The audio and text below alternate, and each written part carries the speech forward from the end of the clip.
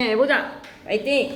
그리고 질문 있을 때는 언제든지 카톡 해주시고, 그러면 쌤이 시간 날 때 바로바로 답을 하도록 하겠습니다. 일단은 오늘은 문법 마무리. 문법 어디까지 할게? 라고 하면 인형 표현부터 해야 돼. 그럼 만화가 나는 왜 지난 시간 인용 표현을 한 것 같지? 이거 건너뛰고 오로나다. 오비 이해됐어. 생각이 났어. 그러면 인용 표현 하면서 다시 또 본문으로 가고 이렇게 왔다리 갔다리 했잖아. 인용 표현 가겠습니다. 개념은 다른 사람의 말을 끌어다가 쓰는 거야. 다른 사람의 말을 끌어다 쓰는 거. 끌어다에다가 밑줄 한번 꺼주시고, 직접 인용은요, 내용과 형식 그대로 끌어다 쓰세요. 큰 따옴표에다가 라고 붙이시면 됩니다. 다른 사람의 말이나 글을 원래의 형식과 내용 그대로 밑줄 끄자. 형식과 내용을 유지에다가 밑줄 끄시고, 그래서 인용구라고 하면 큰 따옴표를 좀 적어줄래? 인용구 밑에다가 큰 따옴표 할 줄 알지? 큰 따옴표에다가 사용을 하는 인용구 큰 따옴표에 인용 부사격조사 라고라고 합니다.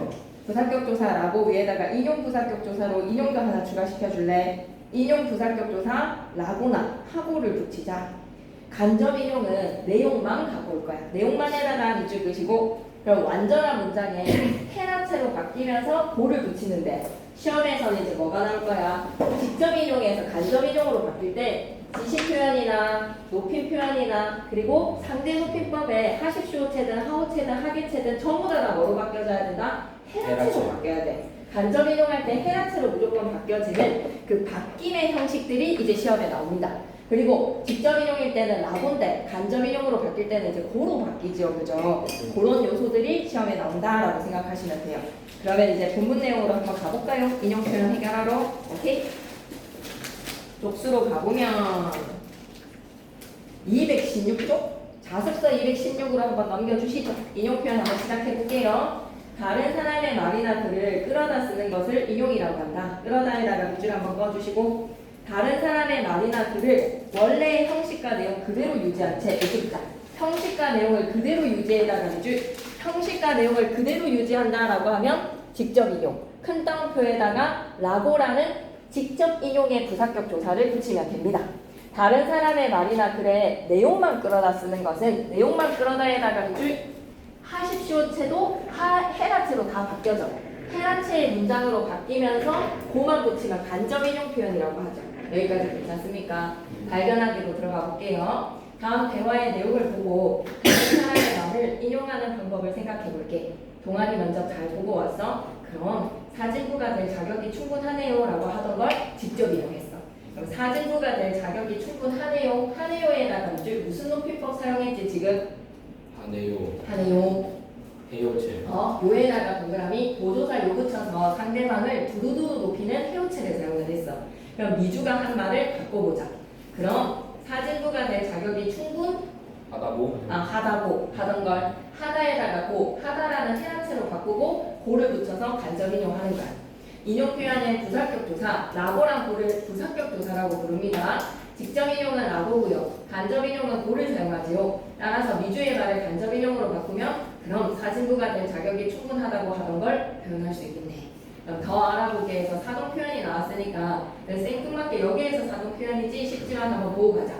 주어가 다른 주체 부사어에게 어떤 동작이나 행위를 시키는 것이 사동 표현이었어. 지 스스로 담이 높다가 사동 표현으로 바뀔 때는 인부들이 담을 높이다. 바꿨던 거 기억나니? 목적어를 지니고 있는 주동의 표현에서 수지가 책을 읽는다에서는 사동 표현 바꿀 때 국어 선생님이 수지에게 책을 읽히다. 수지야 책 좀 읽어. 시켜서 수지가 책을 읽을 때 사동 표현이라고 했던 거 기억나시죠? 그러면 이 같은 경우에서는 높다가 높이다. 그 다음에 히 같은 경우에서는 히로 만드는 사동사 하나 만들어 볼까? 히 가지고 만들 수 있는 거에서 사동사라고 하면 진짜 모르겠어서 물어보는 거야. 히를 붙여서 사동사 하나 만들어 보자. 읽히다 할게. 높다는 높이다 하나 적어주시고 이 밑에다가는 높이다. 담이 높다에서 담을 높이다로 항상 주어가 목적으로 바뀌죠. 그죠? 목적 없었을 때는 담이 높다는 담을 높이다. 히는 뭐 하자? 책을 읽다에서 책을 읽히다. 책 좀 읽어 라는 거에서 책을 읽히다. 그 다음에 리 붙이자. 리는 뭐 할까? 수학 문제를 풀리다. 오해가 풀리다는 피동이야 사동이야? 오해가 풀리다. 오해를 풀다 해서 오해가 풀리다는 오해가 풀리다. 오해를 풀다 해서 내 스스로 오해를 푼 거에서 오해가 풀리다라고 표현하는 것은 피동이야 사동이야. 오해가 풀리다는 비동. 그러면 오해를 풀리다는 목적으로 바꿔서 오해를 풀게 하는 거에서 오해를 풀리다, 수학 문제를 풀리다의 미는 사동이 되는 거예요. 이거 하실 수 있어야 돼요. 목적어를 지니면 사동, 주어가 이히리기를 붙이면 피동이라고 구분하실 수 있어야 돼요. 토끼가 잡히다라고 하면 뭐가 된다고? 비동. 근데 토끼를 잡히다라고 하면 사동. 목적어를 지니면 사동, 주어가 더하면 비동. 이걸 하실 수 있어야 돼요. 이걸 살짝 까먹었다라고 생각이 드는 사람은 복습을 조금 더 하시고 문제를 안 풀어서 그렇습니다. 다시 부를게요. 높다에서 높이다, 읽다에서 읽히다, 그리고 우리는 뭐 하지? 울다에서 울리다, 울다에서 울리다도 있겠지. 이제 동생을 울리다도 있겠고, 그 다음에 풀리다도 있겠지. 수학 문제를 풀리다. 기는 뭐 할까? 기 가지고 만들 수 있는 거 뭐 있지? 기 가지고 사동 표현 만들 수 있는 동사 하나 사용해보자. 웃다. 내가 웃다는 내가 스스로 웃는 거고, 준민이가 웃다 해서 선생님이 준민이를 웃기다 하면 되겠지. 웃기다 적어주시고, 그리고 우는 이랑 우랑 두 개 붙이는 거가 있어. 자다에서 동생이 자다, 동생을 재우다. 우는 재우다 적을게. 이랑 우 두 개 붙는 거야. 구랑 추는 진짜 잘 안 붙여서 생각해도 되겠니? 구랑 추는 잘 안 붙습니다. 아니면 입학하다 하면 입학시키다. 하다 대신에 뭐 붙이는 거야? 시키다 붙이면 돼. 시키다에다가 자, 이렇게 접사 붙이는 방식 있지. 이히리기 우부추나 시키다를 붙이면 우리가 뭐라고 하고? 통사적 사동, 파생적 사동이라고 부릅니다. 이히리기 우부추나 시키다를 붙이면 너네가 사동을 안 했나 보네. 쌤이랑 앞에서 사동 안 했어요? 피동만 했어요? 미안해. 사동도 시험 보기 들어가. 프린트 주셨더만 안 한 줄 알았어. 한 줄 알았어.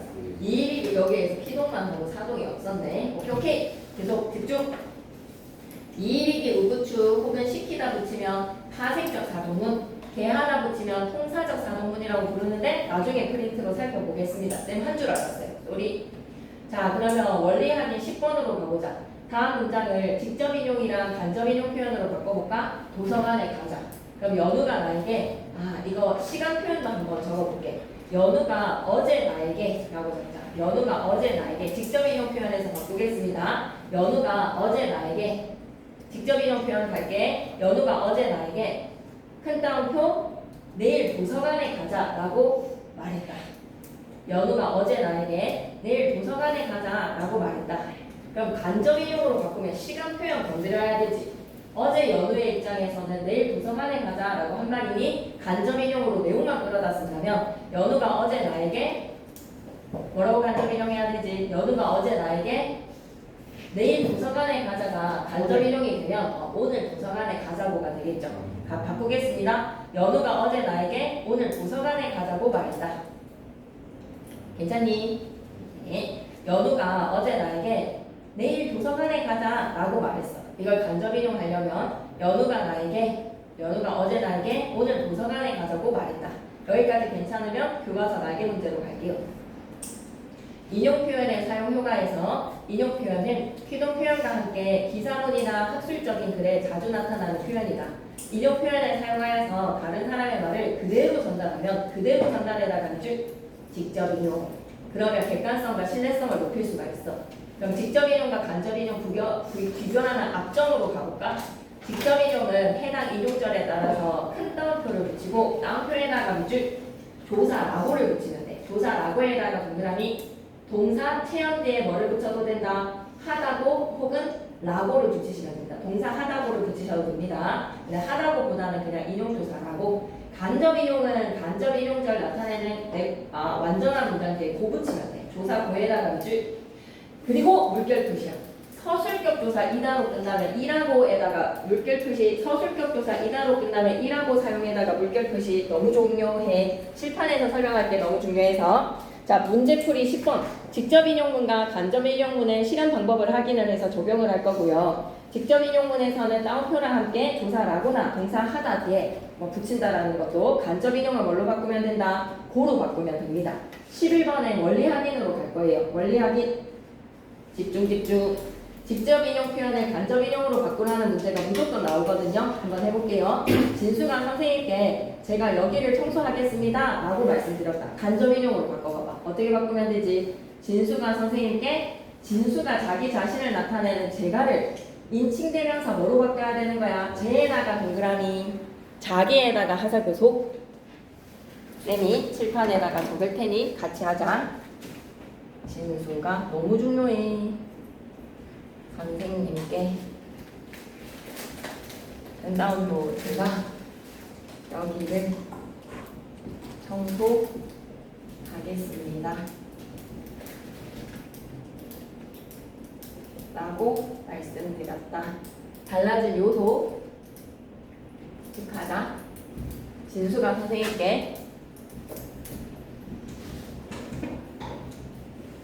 선생님한테니까 내가가 아니라 제가라고 얘기했다, 그지? 그런데 앞에 나온 진수를 다시 가리키는 말로 제가 올 수가 없어. 쟤는 1인칭 대명사야. 쟤의 품사를 물어보면 뭐라고 얘기하자? 1인칭 대명사. 지금부터 이제 쌤 필기 따라서 써주면 되죠? 쟤에다가 동그라미 1인칭 대명사. 그런데 쟤를 사용할 수가 없어. 진수가 선생님한테 제가라고 하는 자기 자신을 가리키는 인칭 대명사 1인칭의 대명사를 우리는 뭘로 바꿔야 된다? 앞에 나온 진수를 다시 가르쳐주는 뭘로 바꿔야 돼? 자기가. 이럴 때 자기는 자기야 할 때 2인칭의 자기가 아니라는 걸 꼭 기억하셔야 됩니다. 자기는 앞에 나온 명사 진수를 다시 가리키는 이럴 때 뭐라고? 3인칭의 제기대명사라고 해요. 다시 가리킨다라고 해서 제기대명사라고 해요. 우와, 그러면 직접 인용에서 간접 인용으로 바뀌며 변화가 된 거 첫 번째 요소 뭐다? 대명사가 달라졌어. 인칭 대명사가 달라졌어. 그리고 지시 대명사도 달라지겠네. 진수가 선생님께 여기를 이라고 한 걸 내 입장에서 얘기를 하면 뭐로? 거기가 되겠죠. 내 입장에서 얘기를 하면 진수한테 가까운 여기니까 내가 지금 얘기하는 게 진수 옆에 붙어있는 얘기 아니잖아. 여기라고 가리키지 않겠지. 그러면 그냥 제3의 곳을 가리키는 것으로 뭐다? 거기를이라고 바뀌어지는 거야. 거기를. 여기가 거기로. 뭐가 달라졌지? 지시대명사가 진수한테 가까운 여기에서 말하는 사람한테 가까운 거기로 바뀌는 거야. 말하는 사람한테 가까운 게 아니라 듣는 사람한테 가까운 거기가 돼야 되겠다. 두 사람 모두에게 먼 곳은 어떻게 가르쳐야 되지? 저기 어서 오세요. 우리 의정이도 앞에 부분을 좀 들으세요. 한 12분 정도. 자기가 거기를 청소하겠습니다라는 하십시오체는 어떻게 바뀌어져야 되지?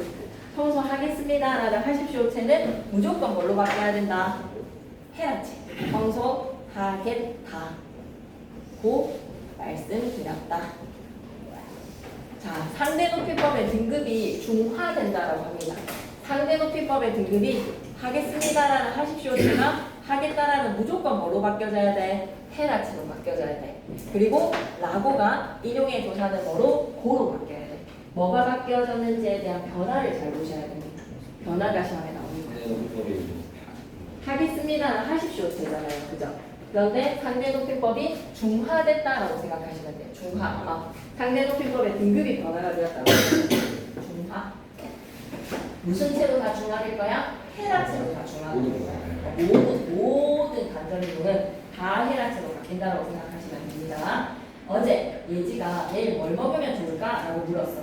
어제 예지의 입장에서는 오늘이 되는 건지 오늘 뭘 먹으면 좋겠느냐고 좋을까에다가 밑줄 끄시고 좋을까는 무슨 체지 얘들아? 좋을까의 상대높이법을 생각해봐봐. 좋을까는 무슨 체? 비격식이고요. 비격식이고요. 뒤에 요도 붙일 수 있죠. 좋을까요라고 요를 붙일 수 있죠. 그럼 무슨 체? 좋을까는 해요. 해체가 되죠. 이제 그걸 좀 외우셔야 돼요. 좋을까 밑에다 뭐라고 적지? 해체. 근데 그 해체가 뭘 먹으면 좋겠느냐에다가 밑줄 그시고 좋겠느냐는 뭐다? 뭐 하느냐라고 하면 요를 붙일 수 없는 말말이라서 무조건 다 뭐로 바뀌어진다? 헤라체로 바뀌어진다고 해요. 전부 다 헤라체가 됐다. 간접 인용에서는 헤라체인데 니네가 이걸 근데 생각을 할 수 있어야 되지, 그지? 좋을까를 좋겠느냐고 이걸로 바꿀 수 있어야 됩니다. 좋겠느냐고. 의문문일 때는 좋겠느냐고가 되어야 되겠네요. 문제풀이 11번 계속 이어갈게요. 직접 인용문을 간접 인용문으로 바꿀 때에는 부사격 조사 라고가 뭐로 바뀌고 고로 바뀌어야 돼. 부사격 조사에다가 밑줄 끄시고 번호 1. 문제풀이의 11번 오른쪽 기둥이 부사격 조사에다가 밑줄 끄시고 번호 1. 라고가 고로 바뀔 거지. 그리고 번호 2, 인칭 대명사의 제가가 자기의 1인칭에서 3인칭으로 바뀌었지. 그리고 번호 3, 지시 표현의 여기가 거기로 바뀌었지. 그리고 시간 표현에다가 밑줄 긋이고 번호 4, 내일이 오늘로 바뀔 수 있지. 높이 표현에다가 밑줄 긋이고 번호 5, 상대 높이법의 모든 등급은 다 해란체로 바뀌어지는 거야. 그리고 종결 표현에다가 밑줄 긋이고 다 해란체로 바뀌어지는 종결 표현에 높이 표현이 만약에 들어가 있다면 그 높이 표현도 건드려야 돼. 예를 들어서 이런 상황이야. 할머니께서 철수에게 또 시간 표현을 건드려 볼게.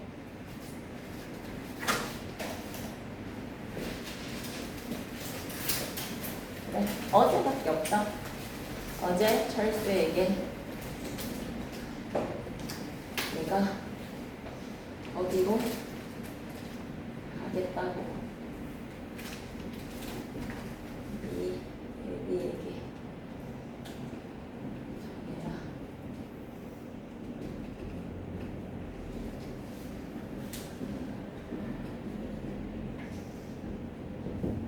거기로 가겠으니 네 애비에게 전해라. 애비가 있는 데로 간다는 거잖아.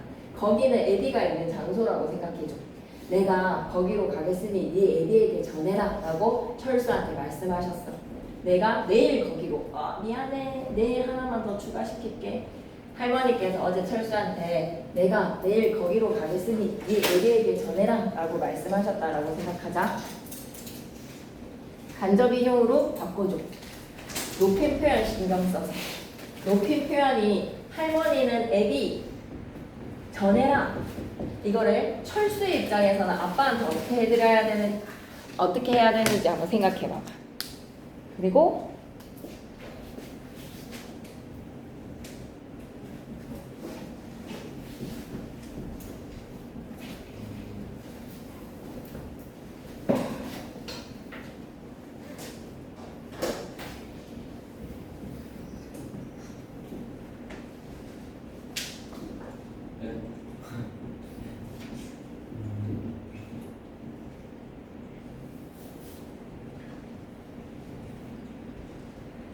할머니를 자기가 해주세요. 높임 표현. 와 그렇게 하면 안 돼. 할머니는 우리가 윗사람이잖아. 교장 선생님 자기가 그랬는데 왜 이렇게 안 하잖아. 선생님 자기가 그랬잖아. 선생님 본인이 그랬잖아. 그래도 좀 예의가 없어. 자기랑 본인보다 그분이랑 하면 제3자가 되니 자기 자신 앞에 나온 다시 가리키는 앞에 나온 대상을 다시 가리키는 말에 당신이라는 말이 있어요, 얘들아. 높이의 대상한테는 자기라고 하지 않고 뭐라고? 당신이라는 제기대명사를 사용합니다. 당신은 높이의 제기대명사예요. 수업 시간에 만약에 당신을 언급하시면 무조건 출제하시려고 언급하시는 거야. 그러면 앞에 나온 할머니를 다시 가리키기 위해서는 자기가 아니라 뭐로 받자? 당신께서라고 네. 해야 돼. 윗사람한테는 뭐로? 당신이라고 하자. 교장 선생님 당신께서 요청하셨어요 라고 하는 걸로 앞에 나온 대상을 다시 가리킬 때는 뭐로? 제기대명사 당신을 사용하자. 지금 가겠으니도 오겠으니 해야 돼요. 그렇지. 주다는 뭐가 돼야 돼? 받다가 되겠지, 그치? 만약에 이거 너네 아버지한테 전해주렴이라고 하면 아버지의 입장에선 받는 건데 그런 예시들이 이제 또 더 있어야 될 것 같다. 일단은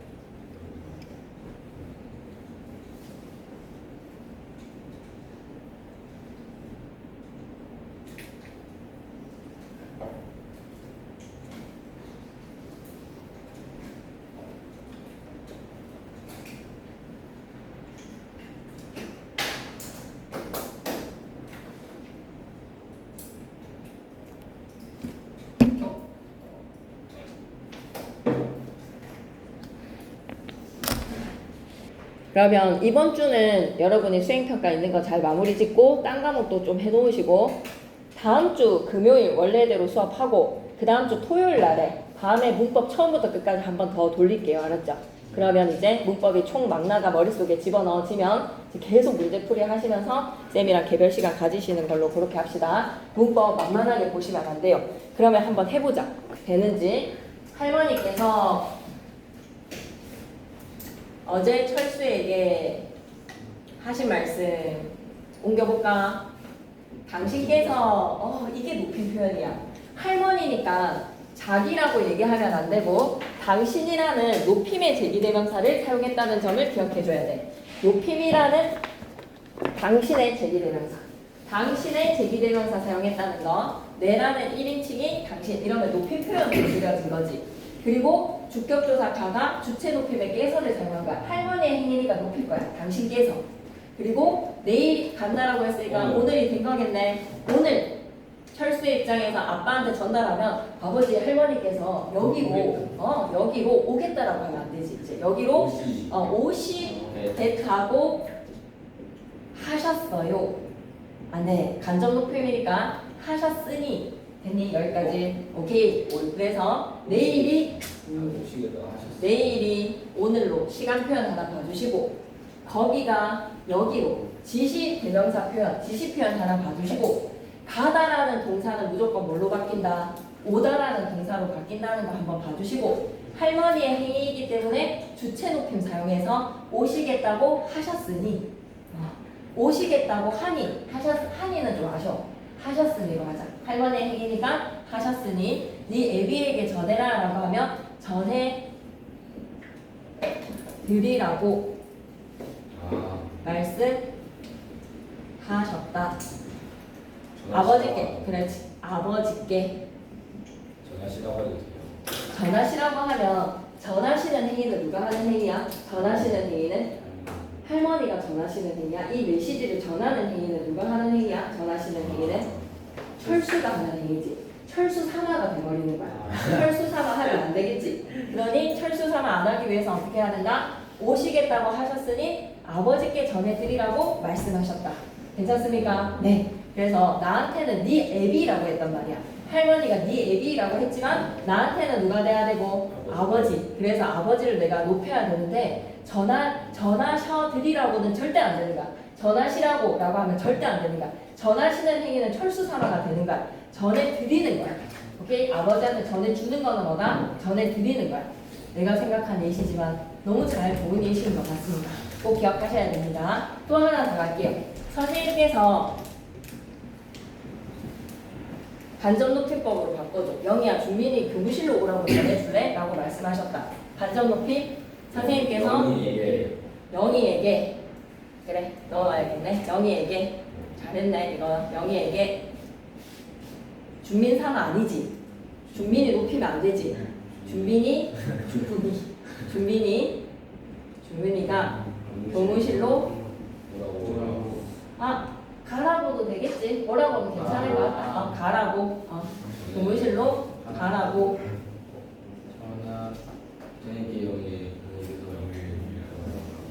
교무실로 오라고. 오시라고 하면 돼, 안 돼? 네요. 이걸 강조하고 싶은 거야. 준민이가 교무실로 오시라고는 절대 안 되니까. 준민사마가 오라고. 준민사마가 안 되니까. 준민이가 교무실로 오라고 전해 달라고 말씀하셨다. 해라체. 달라고 말씀하셨다. 할 수 있겠어요? 달라고 말씀하셨다. 너무 중요합니다. 진짜 중요합니다. 한마디만 더 할게 이제. 이거의 번외편을 하는 거에 얘들아, 직접 인용의 명령일 때는 너무 중요해. 어간 뒤에 아라랑 어라 중에서 양성인지 음성인지에 따라서 넣어주면 돼. 직접 명령일 때는 큰 따옴표 사용할 거잖아. 어간 뒤에 아라랑 어라야. 그런데 간접 인용 시에서의 명령에는 현우가 잘 보이나? 감기나? 간접 인용에서의 명령에서는 어간에다가 뭐만 붙여야 된다? 아라랑 어라가 아니라 라를 붙여야 돼. 라. 큰 따옴표가 없지? 그러면 얘들아, 내 것도 남기다에다가 아라랑 어라 붙여서 남겨라 되면 직접 인용이야, 간접 인용이야? 내 것도 남겨라 라고 외쳤다 라고 하면 야, 다 먹지마, 내 것도 남겨라 라고 하면 와, 겁나 안 보이는데 현우야 괜찮겠니? 화면을 끄고 땡겨라, 캡처를 해서 적든지. 남겨라 라고 외쳤다 라고 하면 남겨라 라고 하면 이건 직접 인용이다, 간접 명령이다? 직접. 그지? 근데 남기라고 라고 하면 남기라 뒤에 고가 오면 뭐가 된다고?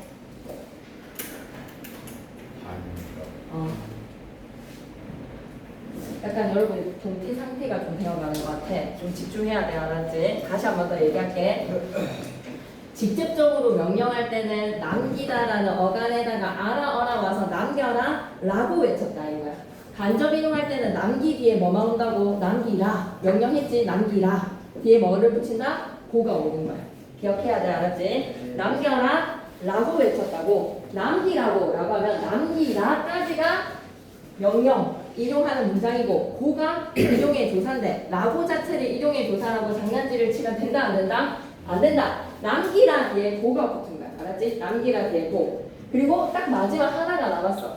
너무 글씨가 더러워서 미안해. 다시 얘기해볼게. 직접 인용 명령은 어간 뒤에 알아랑 어라. 그래서 남기다 더하기 어라로 남겨라 라고가 돼야 되고, 간접 인용 명령할 때는 어간에다가 바로 라 붙이니까 남기라고가 되는 거야. 괜찮습니까? 네. 그렇다면 하나만 이제 마지막으로 가자. 하나의 마지막이 아까 물결 표시하자라고 얘기했던 앞정 부분 있지? 이다. 직접 인용이랑 간접 인용에서 맞아. 서술격 조사 이나 뒤에 고가 붙으면 이라고가 돼. 근데 선생님이 임쌤이 어떻게 장난질을 치실 것이다? 이다고에서 이라고가 된 거에 라고를 조사라고 여러분한테 장난질을 칠 수 있단 말이야. 이 라까지는 서술격 조사 이다고 고가 인용의 조사겠죠. 그럼 한번 예시 가겠습니다. 그는 나는 월클이다 라고 외쳤다. 간접 인용으로 바꾸자. 그는 자기는 월클이다고 외쳤다. 이다고가 안 된다는 거야. 월클이다고가 아니라 월클이라고가 된다는 거야. 월클이라고. 괜찮습니까? 월클이라고. 네. 그러면 서술격 조사 이다가 뭘로 바뀐다는 거를 생각해 주셔야 돼요. 아, 서술격 조사 이다가 이라로 바뀐다. 그래서 월클이라고. 그래서 서술격 조사 이다지 라고가 인용의 조사가 아니라는 거를 좀 생각해 줘. 이라 뒤에 고가 붙었다는 걸 생각해 줘. 이라까지는 이제 원래 원형 서술격 조사 이다가 이라로 활용이 된 거고 고가 인용의 조사가 된 거지. 헤라체. 무조건 헤라체부터 보시면 됩니다. 헤라체라서 이라라는 거예요. 맞습니다. 헤라체니까 서술격 조사 이다로 바뀌어줘야 되겠죠, 그죠? 아, 쌤은 할 이야기들이 다 된 것 같아. 자, 다시 한 번 더 얘기할게. 직접에서 간접으로 바뀔 때 뭐뭐를 신경 썼어야 된다. 인칭 대명사, 부사격 조사 라고가 고, 그리고 지시 표현, 시간 표현, 목표 표현, 종결 표현은 무조건 헤라체로 바뀌어지는데 서술격 조사 이라 뒤에 고를 붙이면 이라고로 바뀌어진다는 것과 명령문을 만들 때 직접적인 인용문에서는 어간 뒤에 아라랑 어라가 와서 남겨라 라고 명령을 하겠지만 간접 인용으로 우리가 바꾸면 헤라체로 바꾸는 거에서 남기 뒤에 라가 붙어서 남기라가 된다는 겁니다. 남겨라고가 아니라 남기라고 외쳤다가 된다는 거예요. 남겨라고라고 하면 잘못된 간접 인용입니다. 남기라고지 남겨라고가 안 된다는 겁니다. 아시겠어요? 네. 남겨라는 직접 인용일 때만 사용을 해야 됩니다. 오, 그럼 내가 할 이야기는 좀 된 것 같아. 안심. 한번 지금부터 그럼 내일 토요일에도 율곡부 친구들한테 얘기할게. 콜라보 특강 있다고 알았죠? 그게 언제다? 토요일날 밤 9시 반부터 11시인데 다음 주가 된다는 거, 그죠? 네, 자, 그럼 내일 말하면 딱 맞겠다. 내일 얘네들도 얘기를 갑자기 왔는데 더 하고 가라고 하면 안 되니까 그때 그러면 왔을 때 얘기할 테니까 그때 완전 문법 싸그리 정리 한번 해봅시다. 알았죠? 오케이. 그럼 218페이지 갈게요. 어휘 선택의 의도라는 구가 그러면 얘도 앞으로 가서 이것도 다 됐나? 네. 아, 그럼 이거는 그냥 본문 내용을 읽으면 되는 거야. 본문 내용을 읽었다. 얼굴 잘해놨네 우리. 그러면 220페이지 갈게. 학습활동 가와 나에서 높임 표현을 다르게 사용한 까닭을 말해주래. 내일 학교 회의 안건은 뭐야? 아, 다음날 열리는 해나가 밑줄 끄시고 네? 열리는 해나가 밑줄 끄시고 이거 피동이야 사동이야 라고 하면 마을 축제 한마당이 열리다니까 무엇이 열리다 무엇을 열다 해서 무엇이 열리다 라고 하면 내가 축제를 열다 해서 축제가 열리다 하면 무슨 표현? 열리다의 리는 기동 열리는 회사의 리가 피동정리사라는 거 알아봐줬으면 좋겠어. 열리는 회사의 리가 피동정리사라서 잠시 멈춰봤어. 피동정리사입니다. 아, 우리말도 참여할까 하거든. 어떤 내용으로 진행할지 의논해 보려고 해. 어때? 이번 학급 회의에서 마을축제 한마당에서 어떤 행사를 진행할 것인지 관해 토의하겠습니다. 이게 이제 딱 준원이가 네. 어제 쌤한테 물어봤던 거네. 토의하겠습니다는 격식이고 안건은 뭐야? 어때? 라고 물어보는 거는 비격시체인데 근데 내일 학급회의 안건은 뭐야? 라고 얘기했을 때 뭐야는 뒤에 보조사 요를 붙일 수가 없지. 네. 그지? 그래서 뭐야는 헤라체야, 헤라체. 근데 어때는 헤라체야. 안건은 뭐야? 뒤에는 요를 붙일 수가 없어. 그래서 남자친구는 헤라체로 물어봤고 네, 요는 여자친구는 어때? 뒤에는 요를 붙일 수 있어. 해체야. 그냥 해체라고 말하려면 무조건 보조사 요를 붙일 수가 있어야 돼. 반말에서 무조건 보조사 요를 붙여야지 헤라체가 되는 거야. 해체가 되는 거야. 뭐야요가 안 되기 때문에 뭐야는 무슨 체가 돼야 된다? 헤라체다. 밥 먹었니? 라고 하면 헤라체야, 해체야. 밥 먹었니? 헤라체. 헤라체. 밥 먹었냐? 헤라체야, 해체야. 헤라체가 되겠지, 그치? 근데 뭐야는 헤라체라고 보시는 게 맞을 것 같아요. 여기는 그냥 통쳐서 비격시체로 얘기했지만 헤라체입니다. 그러면 계속 이어가 볼게요. 이번 학급회의에서 마을축제 한마당에서 어떤 행사가 진행할 것인지 토의하겠습니다는 하십시오체죠. 그럼 가에서 학급 친구들 사이에서는 뭐를 사용하고 밑줄다 비격시체에다가 밑줄, 해체에다가 밑줄, 일상생활이니까. 하지만 나와 같은 학급회의라는 공적인 상황일 때는 하십시오체 사용하거나 해우체를 사용하는데 해우체는 좀 비격시적이라서 맞지 않지 않나요? 라고 생각하겠지만 그래도 높임의 표현에서 적절하게 섞어서 사용할 수 있어. 재미있게 체험할 수 있는 전통놀이나 만들기 등을 진행하면 어떻겠습니까? 라고 했으면 더 성숙된 분위기는 만들어졌을 것 같아요. 어떨까요? 보다는 어떻겠습니까가 더 나았기는 합니다. 격시체를 완전 사용하는 게 221페이지 킵고 2번으로 가보자. 보기를 읽고 가나다에 사용한 높임 표현을 분석해 볼게. 주체 높임에 대한 직접 높임이랑 간접 높임 두 가지로 나뉘어져. 와 진짜 무조건 나와야죠. 직접 높임에다가 밑줄, 간접 높임에다가 밑줄 무조건 나와야 됩니다. 직접 높임은 높임의 대상인 주체를 직접적으로 높이는 그 대상을, 간접 높임은 신체의 일부나 소유물, 가족을 높임으로써 주체를 간접적으로 높이는 거. 신체의 일부에다가 밑줄, 소유물 밑줄, 가족에다가 밑줄. 어머니는 키가 크시다. 어머니의 키를 높인 거야. 키에다가 동그라미. 삼촌 잠깐 시간 있으세요라고 하면 삼촌의 시간을 높인 거야. 시간에다가 동그라미. 우리 아버지께서는 휴일에 집에 계신다에다가 밑줄, 아버지를 직접 높인 거야. 자, 가문장에서는 크다에다가 서너만 어미시 어머니의 키를 간접적으로 높였고요. 시간 있으세요에서의 삼촌의 시간을 산어만 어미시를 통해서 간접적으로 높였습니다. 아버지는 직접적으로 높일 때 특수어휘가 있다면 특수어휘 사용해도 돼요. 아버지께서라는 조사랑 어휘에 있다 대신에 계시다라는 특수어휘를 사용해서 직접 높였다. 라 문장 하나 더 추가시킬까? 라 문장을 문장 가나다 밑에다가 적어야지. 라는 문장을 추가시킬 거니까 가나다 밑에다가 라, 표 아니라 가나다 밑에다가 라라고 적어봐봐이. 예문 하나 들어볼게. 어머니께서는 어깨가 아프시다. 어머니께서는 어깨가 아프시다. 마도 추가할게. 옆에다가 적을 수 있는 공간이지. 마도 추가할게. 가나다에 라는 어머니께서는 어깨가 아프시다고. 라는 어머니께서 편찮으시다. 감기가 걸리셔서 편찮으시다. 어머니께서는 편찮으시다. 그러면 높임을 나타내는 요소 라. 뭐라고 얘기해야 돼? 높임을 나타내는 요소 라. 뭐라고 적지? 서너만 어미 시. 높임의 대상은 뭐였어? 어머니의 어깨. 높임의 종류는 뭐라고 얘기해야 돼? 간접. 그러면 많은 어머니께서 아프시다 라고 하면 편찮으시다 라고 얘기하면 높임을 나타내는 요소는 어휘, 특수어휘, 편찮으시다. 편찮으시다가 돼야 되겠죠. 선생님 편찮다에다가 서너만 어미 신었어요 라고 하면 틀린 말 아닌데 그냥 편찮으시다 통째로 특수어휘라고 얘기해서 아무도 틀렸다고 하지 않습니다. 높임의 대상은 뭐라고 생각하면 되지? 어머니. 높임의 종류는 직접 높임, 주체의 직접 높임입니다. 할 수 있겠어? 네. 어머니의 어깨는 아프신 거야. 편찮으신 거 아니야. 어깨는 편찮으시다라고 얘기하면 오바, 6바야. 하지만 어머니는 어떻게 되는 거야? 편찮으신 거를 하자. 어머니는 편찮으시고 어머니의 어깨는 아프신 거고. 근데 어머니의 어깨가 아프다라고 하면 또 엄마 어깨니까 높여주라고 하죠. 괜찮지? 3번으로 갈게.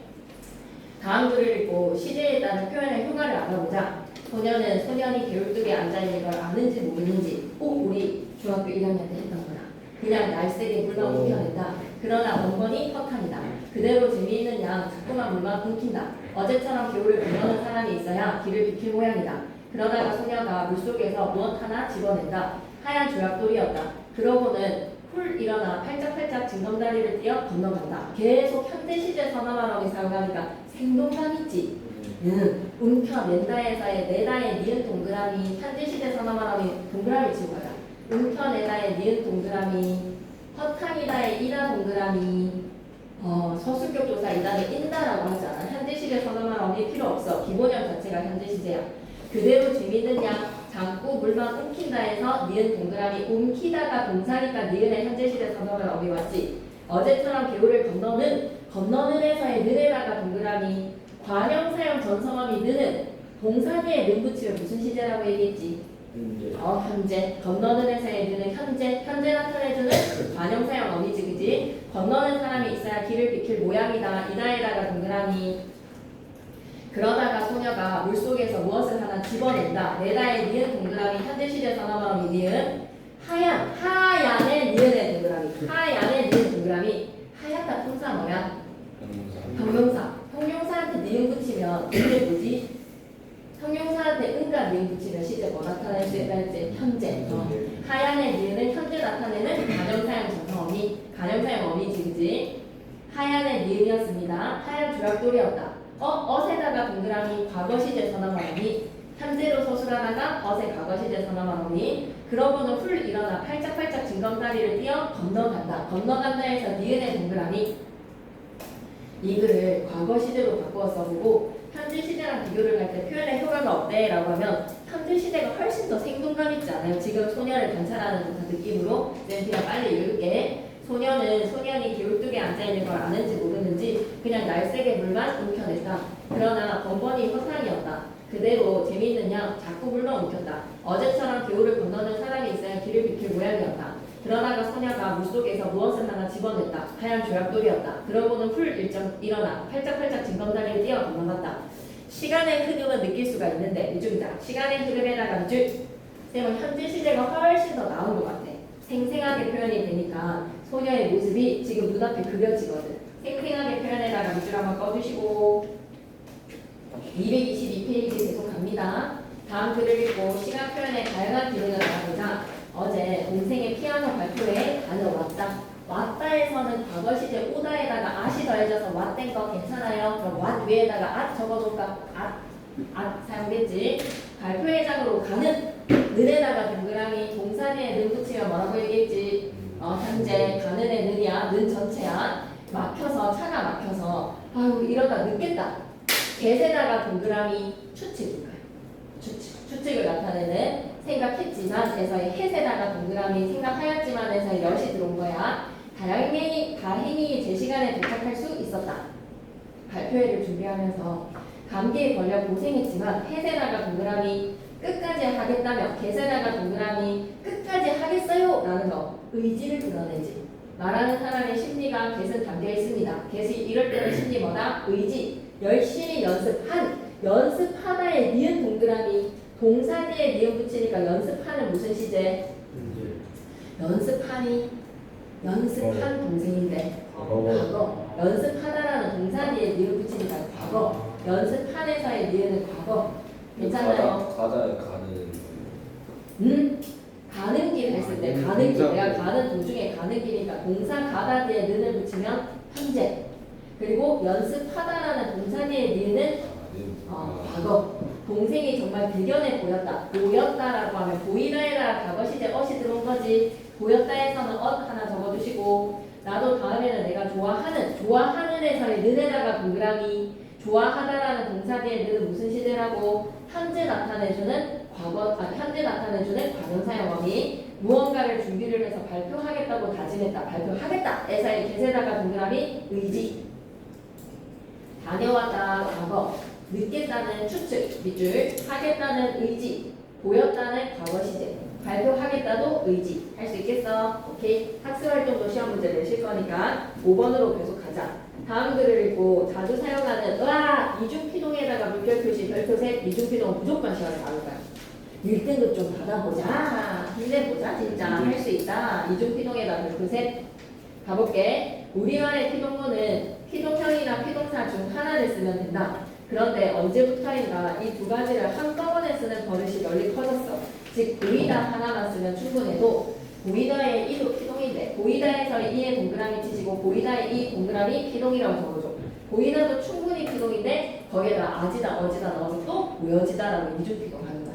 이중피동 할 필요 없다라고 얘기하고 싶은 거지, 그지? 열려져 있는 창문으로 모기가 들어왔다라고 하면 창문이 열리다 피동 되잖아요, 그죠? 열려 있는 창문으로 해도 되고 열어져 있는 창문으로 해도 되잖아. 꼭 열려져 할 필요 있다 없다? 없어. 지웠을 때 말이 되면 이중피동이 맞는 거야. 지우자. 나는 그날따라 보고서가 쉽게 쓰여진다고 쓰여진다에다가 밑줄 그시고 보고서가 쉽게 쓰인다도 되고 써진다도 되고 둘 다 해도 되지. 나는 그날따라 보고서가 쉽게 써진다고 생각했다. 써진다 밑에다가 하나만 더 적을까? 나는 그날따라 보고서가 쉽게 뭐라고도 붙여도 돼? 쓰인다고 생각했다도 되겠지. 쓰인다도 되고 써진다도 되는데 쓰여진다는 진짜 하지마. 3번으로 갈게. 계속 걷다 보니 어느 순간 길이 두 갈래로 나뉘어졌다. 어떻게 바꿀까? 나뉘었다 해도 되고 나누어졌다 해도 되고 나뉘었다 해도 되고 나누어졌다 해도 되는 거 아니야? 나누다에다가 아지다 어지다 넣어도 되잖아. 나누다에다가 이 붙여서 나뉘다로 만들어도 되고 나누다에다가 아지다 어지다 붙여서 나누어지다도 해도 되지. 그런데 나뉘어지다는 좀 하지 말자. 나뉘어지다는 나누에다가 이도 넣고 어지다도 넣은 거잖아. 나누어졌다요? 나뉘어지다. 두 가지로 나눠. 나누다도 되고 나누이다. 미안해. 나누이다에서 축약하면 뭐가 되지? 나뉘다. 혹은 나누어지다. 괜찮니 얘들아? 나뉘다 해도 되고 나누어지다 해도 되는데 뭐든 하지 마라. 나뉘어지다는 하지. 나뉘에서의 이가 이게 기동인데 거기다 또 어지다의 기동을 사용하지. 오케이? 좀 많이 힘내. 다 와간다. 223페이지 갈게. 다음과 같이 뉴스 보도에서 피동 표현과 인용 표현을 많이 사용하는 따라 생동감있게 갖고 와야 되니까 피동 표현에다가 밑줄, 인용 표현에다가 밑줄. 피동 표현은 객관성 때문에 사용을 합니다. 중부지방에 호우경보가 발령된 가운데 집중 호우에 따른 하천 수위 상승으로 통제되는 도로가 늘어나고 있습니다. 하천 수위가 상승하고 홍수 피해가 우려되면서 교통 통제 구간은 더 늘어날 것으로 보입니다. 보입니다에다가 밑줄 한번 꺼주시고 그 다음에 발령되다에서 발령되네다가 밑줄 하나 꺼주시고 발령하다가 아니라 발령되니까 발령된 밑줄 첫 번째 문장 발령된 밑줄 그시고 그 다음에 통제되는 에다가 밑줄 그시고 하천 수위가 상승하고 홍수 피해가 우려되면서에다가 밑줄 그시고 보입니다까지 됐죠. 이에 따라 내일 아침 출근길 극심한 교통 혼잡이 우려되고에다가 밑줄 그시고 왜 신문기사에서는 피동을 사용해요? 라고 하면 객관적으로 전달하기 위해서 땡땡시 재난안전대책본부는 시민들에게 미리 교통 상황을 확인하고 가급적 대중교통을 이용해 달라고 당부했습니다. 그러면 예시 답 읽어볼게. 발령된이라는 피동 표현은 경보를 발령한 주체를 밝히기보다 호우경보가 발령이 된 상황의 심각성을 강조할 수 있기 때문에 발령된인 거야. 늘어날 것으로 보는 주체와 우려하는 주체는 글쓴이 기자지. 기자는 자신을 숨기면서 보이다나 우려되다와 같은 피동 표현을 사용을 하면서 밑줄 그자! 고도의 신뢰성과 객관성에다가 밑줄. 고도의 신뢰성과 객관성을 위해서는 뭐를 사용하는 게 좋다? 피동 표현. 또 가급적 대중교통을 이용해 달라는 당부의 말은 재난안전대책본부가 한 말을 이용을 한 거겠지. 이용해 달라고 라는 인용 표현을 사용함으로써 내용의 객관성도 더하고 있다. 밑줄 그자. 내용의 객관성에다가 밑줄. 우리 민준 사과한 상태 잘했어요. 7번으로 갈게요. 이쪽에 오기에는 좀 끌어와서 해도 돼요. 7번으로 가겠습니다. 다음 대화를 읽고 어휘 사용에 따라 달라지는 화자의 태도를 탐구해보자. 계속 갈게. 현아가 은혁아 이번 발표에서 네가 맡은 부분 나에게 보내줄 수 있을까? 아 미안해. 사실은 어떻게 자료를 만들어야 할지 몰라서 아직 완성을 못했어. 너는 항상 조별 과제를 할 때마다 늦게 주네. 정해진 시간에 맞추어서 주면 좋겠어. 내가 좀 늦었다고 불평하는 거야? 불평하는 게 아니라 네가 약속을 잘 지켰으면 해서 부탁하는 거야. 자, 밑줄 친 말에서 알 수 있는 두 사람의 태도. 불평하는 거야? 라고 싫어하고 나무란다. 싫어하고 나무란다에다가 밑줄. 근데 현아는 부탁이라고 자신의 요구사항에 대해서 정중하게 표현했다고 생각하는 거야. 부탁으로. 불평하다랑 부탁하다의 뜻을 사전에서 찾아보고 은혁이와 현아가 어휘를 선택한 까닭을 어휘가 주는 느낌과 관련 지어볼까? 불평하다는 말하는 이에 못마땅한 감정을 표현하는 어휘야. 은혁이는 자신을 못마땅하게 여길 것이라고 짐작을 하여 불평하다를 선택했음을 알 수가 있어. 부탁하다라는 말하는 이가 상대방에게 어떤 행동을 하기를 부드럽게 요청하는 어휘야. 하나는 정중하게 자신의 요구사항을 표현했음을 드러내기 위해서 나는 불평하는 게 아니라 부탁하다야 라고 얘기를 하는 거지. 말하는 어휘의 태도의 차이. 말하는 어휘가 달라짐으로써 태도의 차이를 불러일으킵니다. 224페이지 계속 가버릴게요.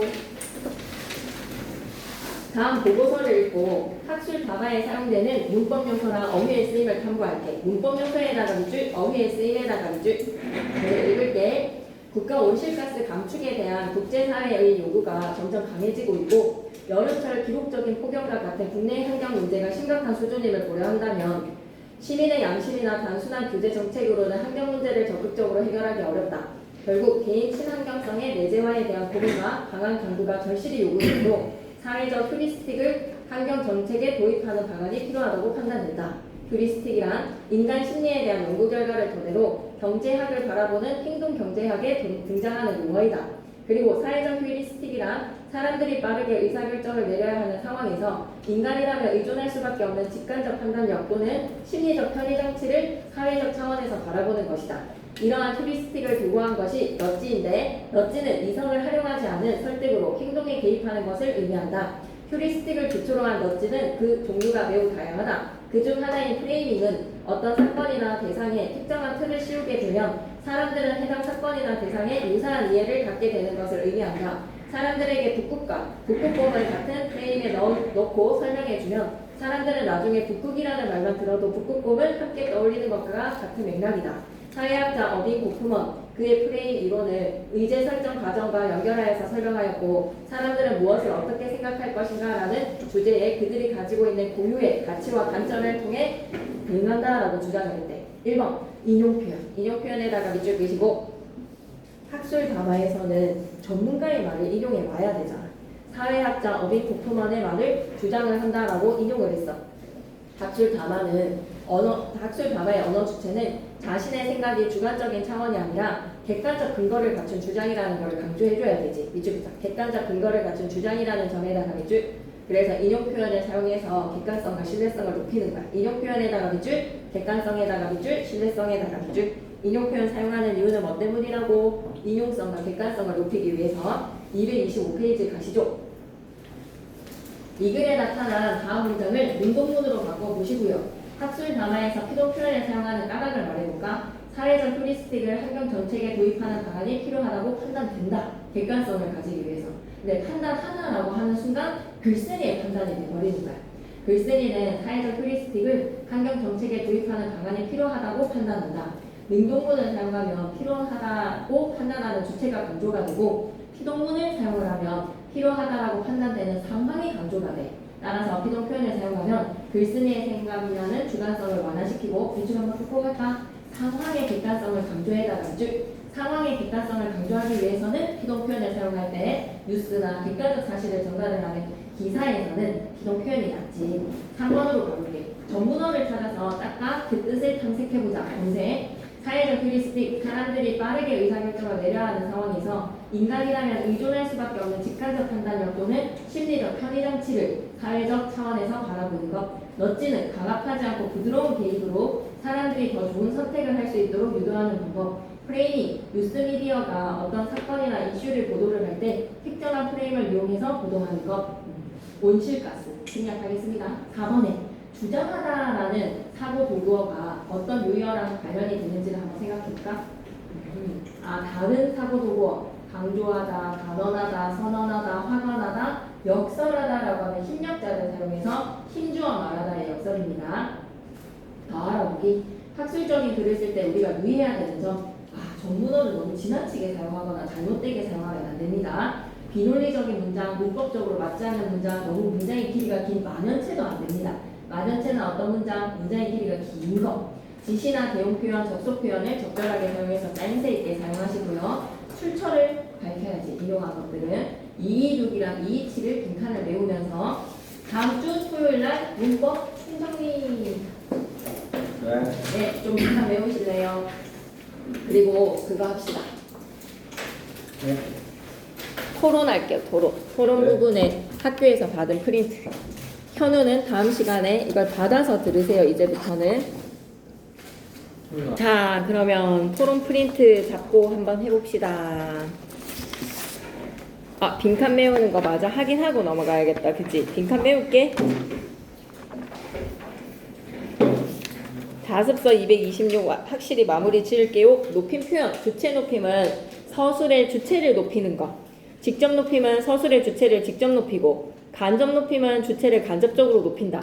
주격조사 이가 대신에 깨서 사용해 주시고요. 서너말 어밋이 계시다, 잡수시다, 편찮으시다처럼 그냥 얘들아 들이다, 모시다, 뵙다, 여쭙다 빼고 특수어휘면 전부 다 주체 높임의 특수어휘라고 생각하면 돼.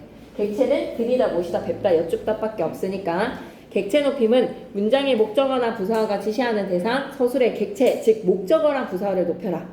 에게 대신에는 깨라는 부사격조사 사용하시고요. 들이다, 모시다, 뵙다, 여쭙다 4개밖에 없습니다. 특수어휘 2개밖에 안 쓰여져 있으니까 적고 갈까? 모시다, 들이다에서 모시다는 누구누구를 모시는 거니까 목적어 높이는 거지. 모시다는 목적어라고 적으시고요. 들이다는 누구누구께 드리는 거지. 들이다 밑에다가는 부사어 적어주시고요. 그리고 빠진 동사 뭐 부르면 된다? 뵙다라고 적자.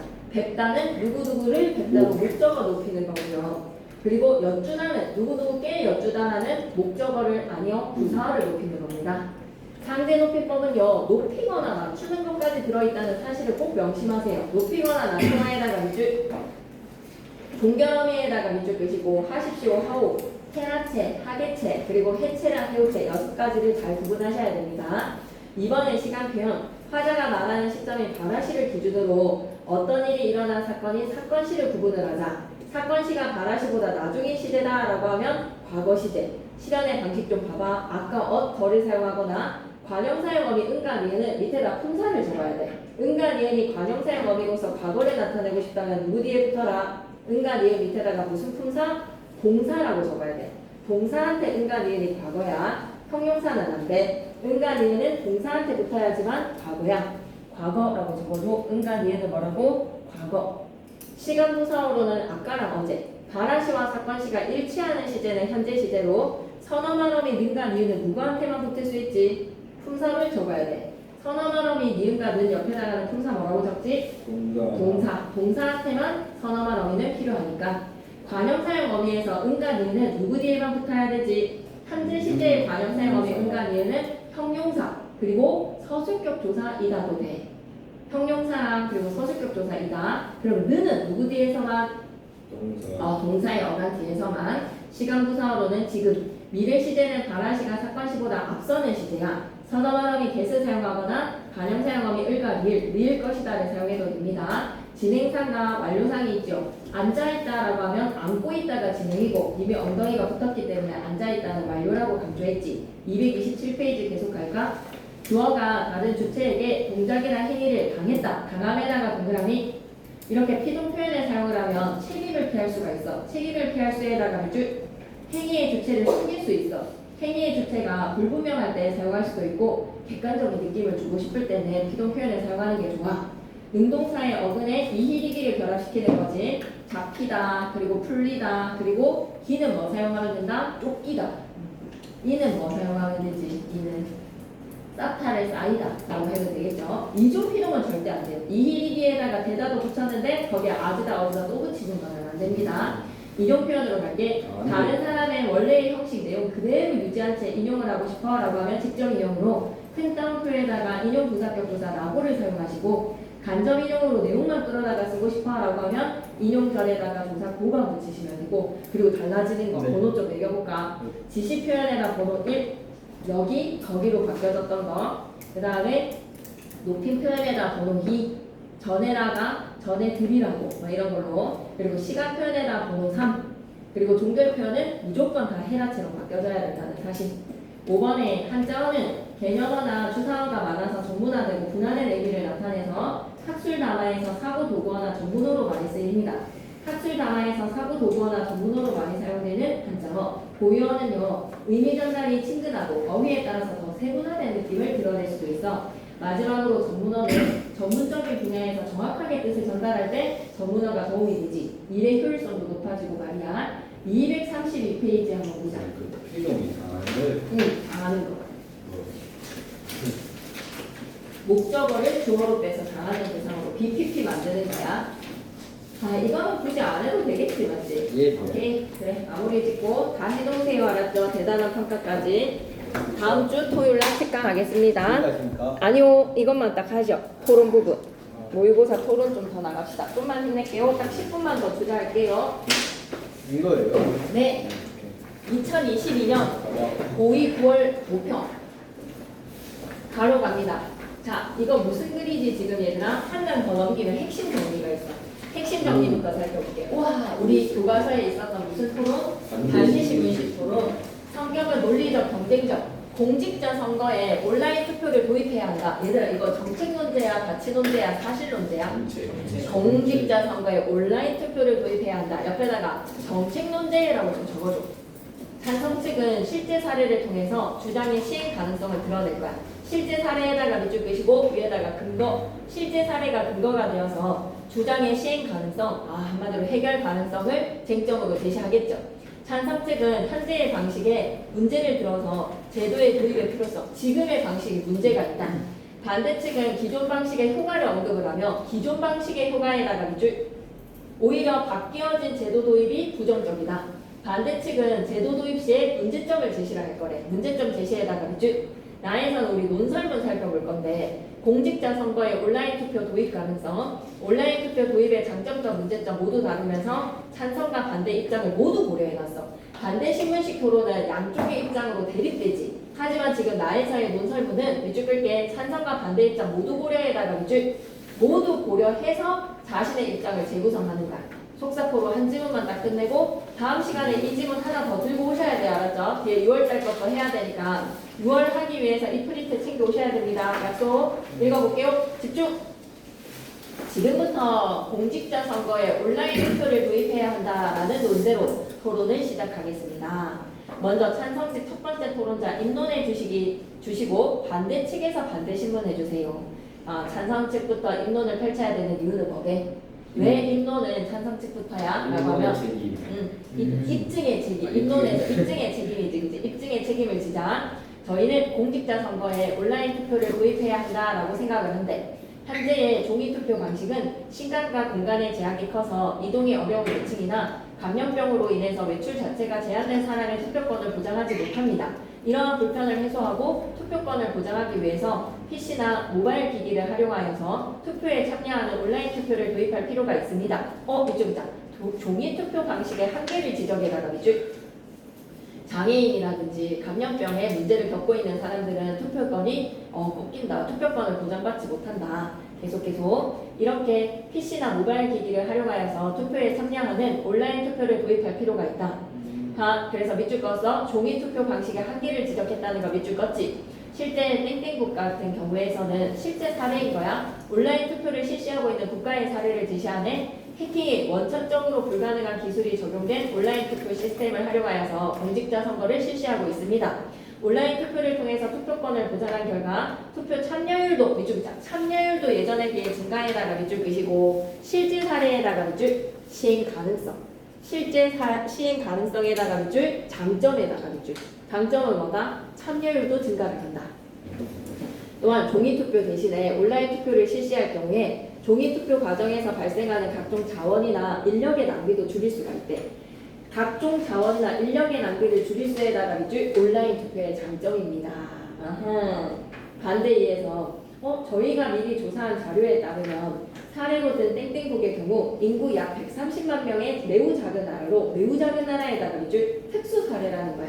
인구로만 따졌을 때 약 40배나 더 큰 규모인 우리나라의 땡땡국의 온라인 투표 사례를 동일하게 적용이 될까요? 밑줄이자. 동일하게 적용하는 것이 가능할까에다가 밑줄. 자, 질문의 반대 신문은 폐쇄형 질문을 사용해야 돼. 답변을 제한시키는 개방형 질문은 너무 포괄적이기 때문에 답변을 제한하는 폐쇄형 질문을 던져야 돼. 야, 130만 명밖에 안 되는 나라에서 온라인 투표는 가능해도 40배 인구의 우리나라가 될까? 조사한 자료의 내용을 바탕으로 팩트 중격 날린 거야. 자료의 적절성에다가 밑줄. 네, 가능하다고 생각합니다. 인구 규모가 달라진다고 하더라도 보안이 강화된 기술을 적용을 하는 온라인 투표의 원리는 동일합니다. 투표의 원리는 동일하다에다가 밑줄 끄시고 인구 규모의 차이에도 불구하고 온라인 투표가 가능하다고 보는 근거는 뭐다? 보안이 강화가 되었기 때문에 원리는 동일하다. 땡땡국의 공직자 선거에서 온라인 투표가 성공적으로 되었듯이에다가 밑줄 이 다른 나라의 사례처럼 우리나라의 공직자 선거에서도 온라인 투표는 얼마든지 도입할 수 있을 것입니다. 사회자가 얘기하죠. 이번에는 반대측 첫 번째 토론자 입론해 주신 후에 찬성 측에서 반대신문 해주세요. 저희는 공직자 선거에 온라인 투표를 도입하는 것은 시기상조라고 생각합니다. 시기상조에다가 줄 너무 이르다. 현재 투표일은 임시 공휴일로 지정이 되어 있고 임시 공휴일에다가 밑줄 유권자들의 투표권을 보장하기 위해서 공휴일로 지정을 해. 사전투표제도도 또한 시행되고 있어서 투표를 원하는 유권자의 대부분이 투표권을 보장받고 있는 상황입니다. 대부분이 투표권을 보장해나가 밑줄 충분히 기존의 제도도 문제가 해결이 가능하다. 최근 공직자 선거 투표에 참여하지 않는 사람들을 대상으로 한 설문조사 결과에 따르면 시간과 공간의 제약으로 투표를 하지 못한 비율은 1.1%로 너무 낮다는 거야.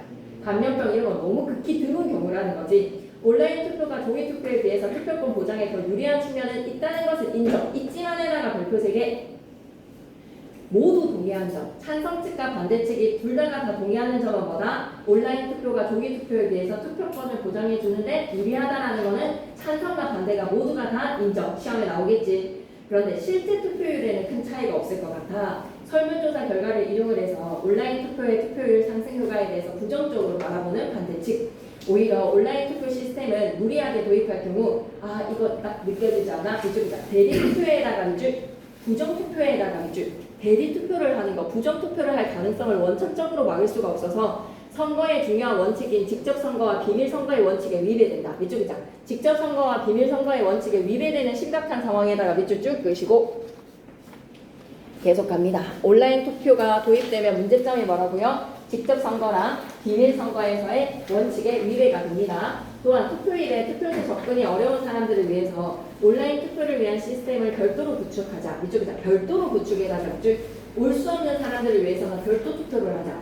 선거관리 비용이 추가로 지출될 수 있어서 경제적이지도 않다. 온라인 투표를 도입했을 때 시스템을 별도로 구축을 하면 어려운 사람들을 위한 그 별도 구축이 경제적이지 않다. 찬성인. 자, 이제 또 반대신문 날려줘야지. 종이투표의 경우도 타인의 압박이나 회유, 인지 능력이 부족한 사람들에 대한 강제 등으로 인해서 선거의 원칙에 위배되는 상황이 얼마든지 발생할 수 있지 않나요? 선거의 원리에 위배되는 상황에다가 밑줄, 선거의 원칙에 위배되는 상황에다가 밑줄, 아무래도 비밀선거 얘기하는 것 같습니다. 어떠한 투표 방식이든 타인의 압박이나 회유가 발생한다면 선거의 원칙에 위배될 가능성은 있다고 생각합니다. 하지만 접속 권한만 가지면 투표권을 행사할 수 있는 온라인 투표가 선거의 원칙에 위배할 가능성이 더 높다고 생각합니다. 온라인 투표가 선거의 원칙에 위배할 가능성이 더 높기 때문에 지금의 방식으로 가자. 밑줄 긋게 상대방의 지적을 일부 인정에다가 밑줄 상대방의 지적을 일부 인정에다가 밑줄 끄시고 하지만 회유가 발생하면 선거의 원칙에 위배될 가능성 있는 걸 인정할게. 하지만 접속 권한만 가지면 투표권을 행사를 할 수 있는 온라인 투표가 더 위험해 라고 얘기하는 거죠. 괜찮습니까? 여기까지? 네. 나에서 논설문사는 하고 딱 헤어집시다. 공직자 선거에 온라인 투표를 도입해야 할까? 찬성과 반대 측의 입장을 모두 고려해서 자신의 주장을 펼칠 거야. 집중해서 볼게. 최근 보안기술의 발달로 논의의 배경에다가 보안기술이 발달했다. 투표권 보장을 위한 온라인 투표 도입에 대한 논의가 활발하다. 온라인 투표를 도입할 경우 거동이 어려운 노약자나 장애인, 투표 당일에 투표가 어려운 직업군의 사람들뿐만 아니라 일반인들도 시간과 장소에 구애받지 않고 투표에 참여할 수 있어서 투표권을 최대한 보장할 수 있다. 실제로 총학생회장 선거에 온라인 투표를 도입한 땡땡 대학교의 경우 투표율이 80%까지 상승했대. 그리고 81%까지 상승한 다른 학교의 사례도 있어. 그만큼 무조건 한번 얘기해 봐야 되는 문제는 뭐다? 밑줄 긋자. 대학교에서 사례에다가 밑줄. 대학교들의 사례를 통해서 온라인 투표 도입의 투표 상승 효과를 강조를 했습니다. 또한 공직자 선거에서 종이투표 방식을 온라인 투표로 대체할 경우 1인당 선거 비용이 좀 심하다 맞지? 5,000원에서 400원으로 줄었는데 지금은 그 정도로 드나? 공직자 선거에 투입되는 예산이 절감이 된다는 거. 예산 절감. 장점. 하지만 이제 단점 가자. 자, 첫 번째 문단에서는 장점 얘기했죠. 두 번째 문단에서는 단점 갑니다. 온라인 투표의 보안이 강화된 기술을 적용하더라도 대리 투표를 원천적으로 막을 수는 없어. 대리 투표를 원천적으로 막을 수 없다 해다가 대리 투표의 경우 직접 선거와 비밀 선거라는 선거의 기본 원칙을 훼손할 수 있다는 점에서 문제를 지니고 있어. 온라인 투표는 온라인 접속 권한만 갖게 되면 타인의 투표권을 대신 행사할 수 있으며 유권자의 투표 과정이 타인에게 노출될 가능성이 크기 때문이다. 비밀과 직접 선거요. 하지만 이러한 문제는 온라인 접속 권한에 대한 철저한 보완과 성숙한 국민 의식을 통해 어느 정도 개선을 할 수 있대. 이쪽이자 철저한 보완에다가 밑줄, 성숙한 국민 의식에다가 밑줄 이런 걸로 개선할 수 있대요. 따라서 결론 도출할게. 현재의 종이 투표 방식을 지속하되 이것도 괜찮은 것 같은데 지속하되에다가 밑줄 부분적으로 도입에다가 밑줄 그러니까 가의 입장과 나의 입장을 절충했지. 그러니까 보완을 하되 보완해주잖아요. 부분적으로 도입. 공직자 선거의 두 방식을 병행하자. 병행에다가 밑줄 운영을 한다면 투표의 기본 원칙이 훼손될 가능성도 최소화하면서도 투표에서 소외되는 사람의 투표권을 최대한 보장할 수 있을 것이다. 물론 두 가지 방식을 모두 운영을 하게 되면 선거관리 비용은 상승을 하겠지만 선거관리 비용은 상승에다가 밑줄 두 가지를 다하면 대의 민주주의의 체제의 대표성을 인정받는 과정에 의미를 둔다면 추가로 예산을 투입할 가치가 충분할 것이다. 이쪽이다. 대의 민주주의의 체제의 대표성을 인정해 나가겠지. 다음 시간에 나무가 하나 더 나갈게요. 알았죠? 너무 고생해서 오늘은 여기까지 하겠습니다. 다음 시간에 마저 나갈게요. 고생했어요. 수고하셨습니다. 네, 고생했습니다.